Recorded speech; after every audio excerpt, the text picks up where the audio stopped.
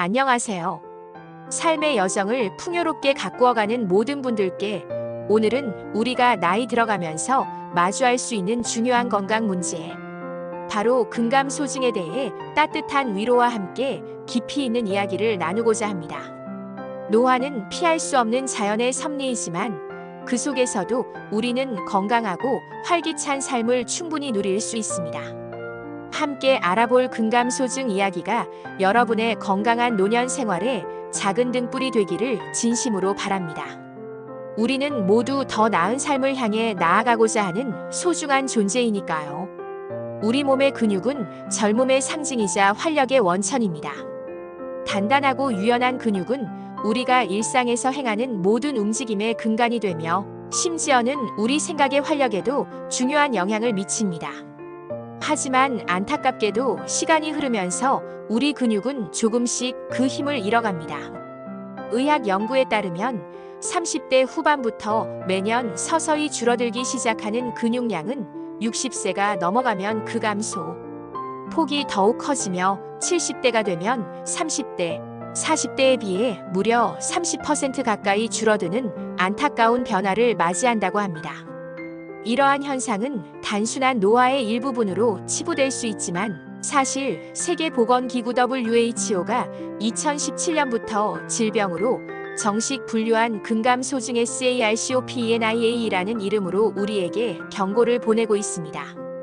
이는 단순한 노화 현상을 넘어 일상생활에 심각한 지장을 초래하고 삶의 질을 현저히 떨어뜨릴 수 있는 중요한 건강 문제로 인식되고 있습니다. 그러므로 이 질환에 대한 깊이 있는 이해와 적극적인 대응이 필요합니다.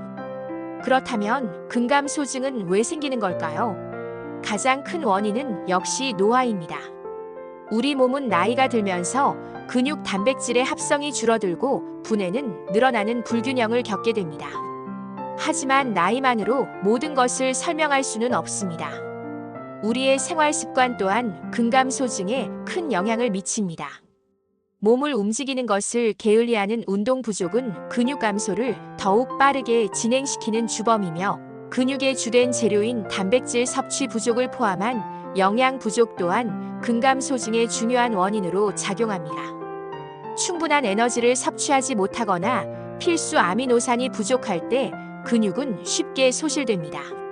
여기에 당뇨병, 심혈관 질환, 암과 같은 만성 질환은 염증 반응을 유발하여 근육 감소를 가속화할 수 있으며 일부 약물의 부작용이나 만성적인 기능 장애 또한 근육 약화를 부추기는 요인이 됩니다. 복합적인 요인들이 작용하여 근감소증을 유발하는 만큼 전반적인 생활 습관 개선이 중요합니다.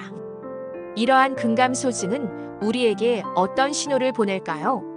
초기 증상은 아주 미묘하게 찾아와 우리가 인지하기 어려울 수도 있습니다.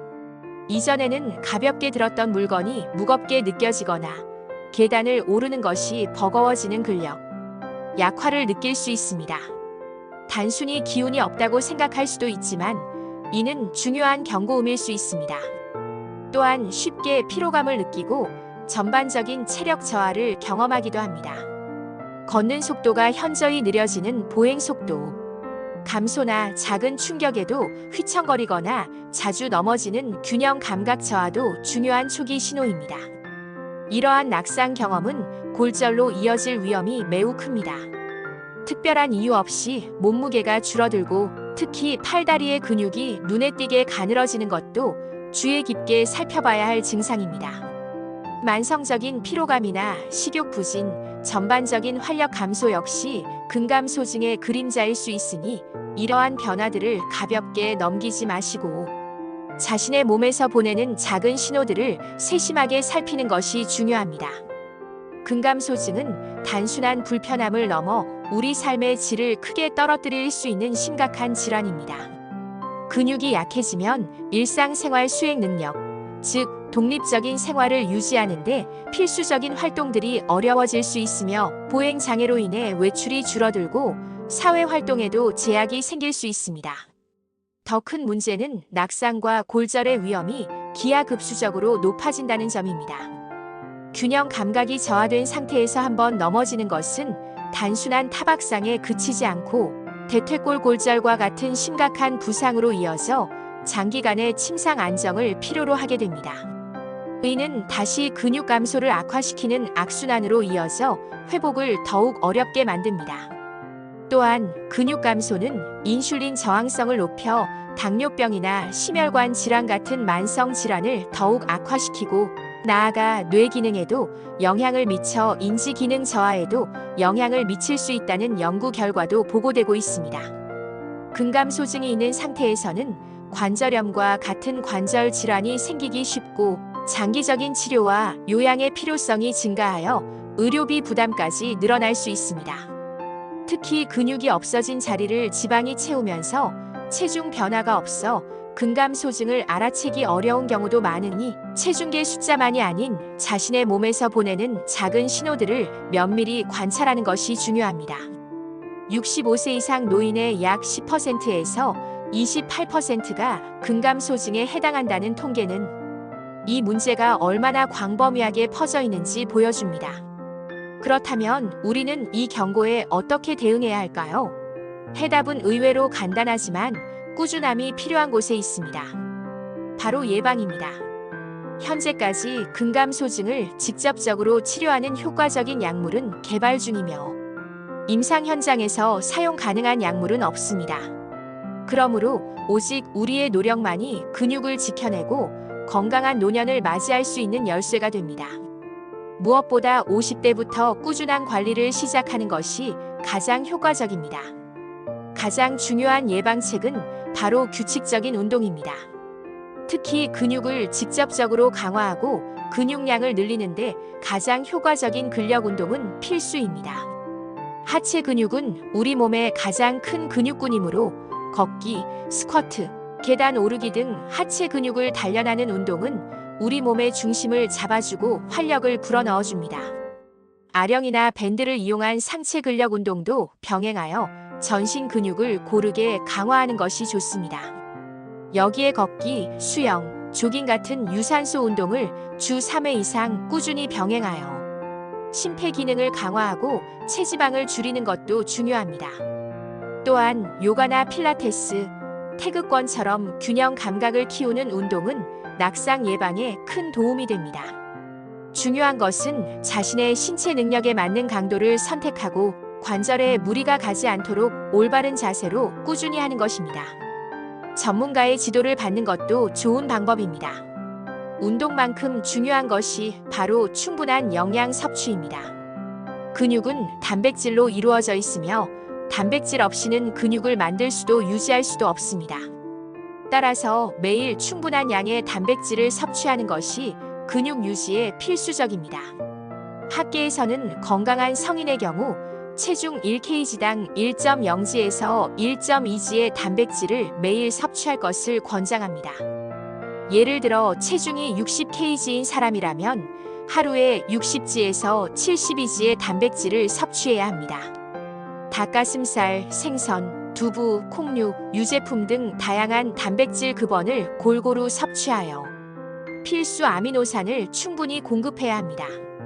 중요한 것은 단백질을 한 끼에 몰아서 먹기보다는 아침, 점심, 저녁 매 식사 때마다 일정량 이상 꾸준히 섭취하는 것입니다. 또한 뼈 건강과 근육 기능에 중요한 비타민 D와 탄수화물, 지방, 기타 비타민, 미네랄 등 모든 영양소를 균형 있게 섭취하는 균형 잡힌 식단이 중요합니다.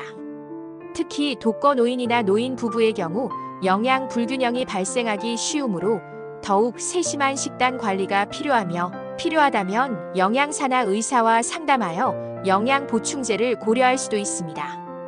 이 외에도 건강한 생활 습관은 근감소증 예방에 기여합니다. 흡연은 근육 단백질 합성을 방해하고 염증을 유발하므로 반드시 금연해야 하며 과도한 음주는 영양 불균형을 초래하고 근육 건강에 해롭습니다.